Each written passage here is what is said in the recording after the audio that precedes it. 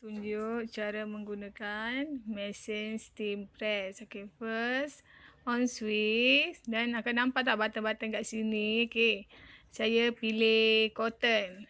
Okay, so tekan cotton, then nampak lampu tu menyala. Okay, kita boleh tekaplah tudung yang kita nak. So, tunggu dia berbunyi. Kejap lagi dia bunyi.